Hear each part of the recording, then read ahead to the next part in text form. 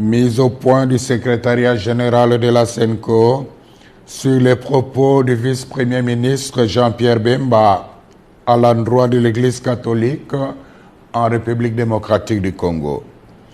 Le secrétariat général de la SENCO a suivi avec stupéfaction les propos ahurissants, discourtois et menaçants d'un ton martial du vice-premier ministre Jean-Pierre Bemba à l'endroit de l'Église catholique dans son interview à la radio Top Congo ce mardi 4 décembre 2024.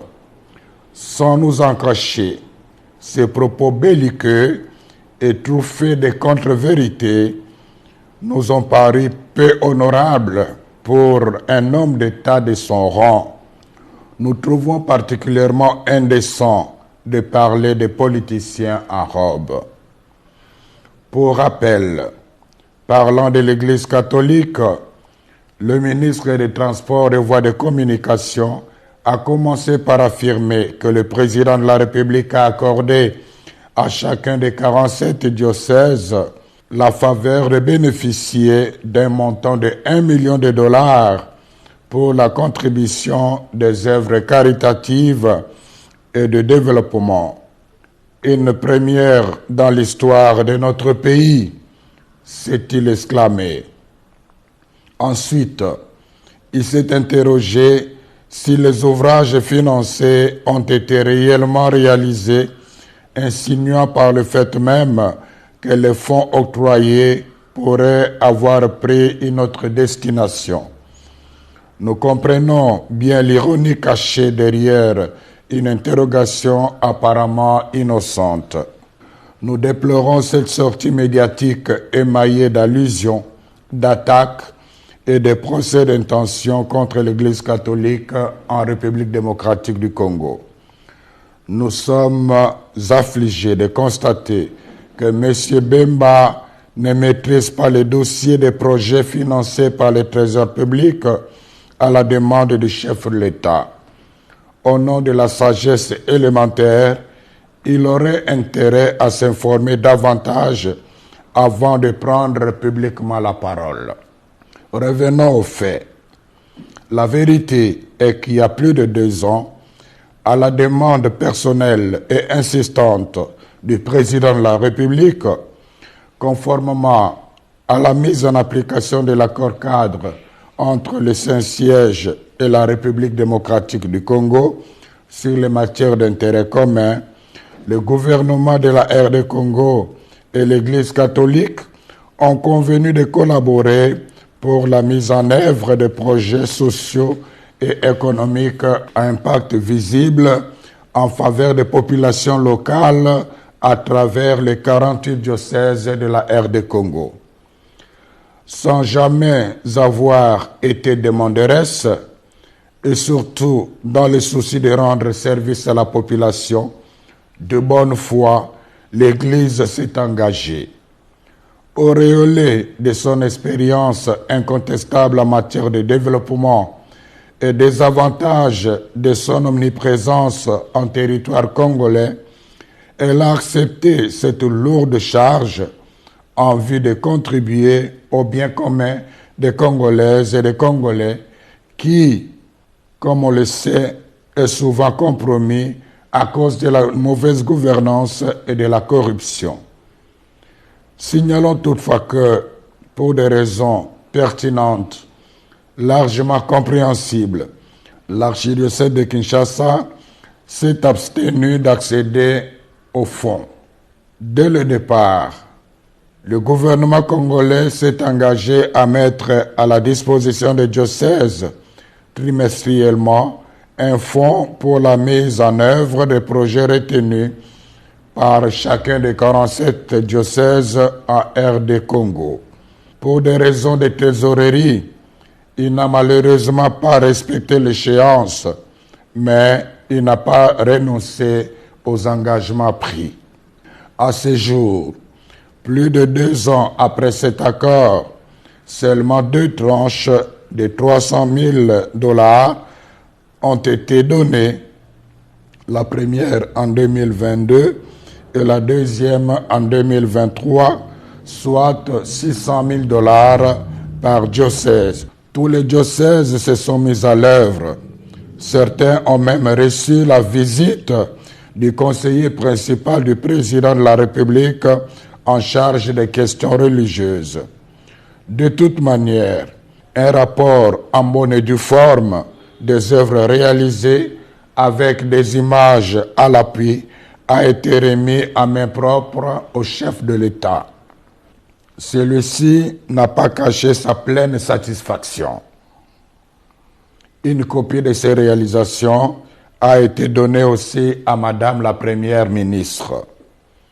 Par souci de loyauté et de transparence, en collaboration avec la presse de la présidence de la République, le secrétariat général de la SENCO a réalisé une émission sur le travail accompli.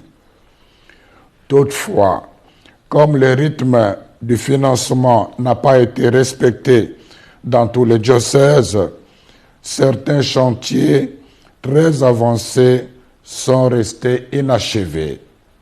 À ce jour, une autre tranche de $300,000 a été annoncée et permettra de continuer l'exécution des projets réalisés avec beaucoup de sacrifices en dépit d'énormes difficultés de transaction et de transport.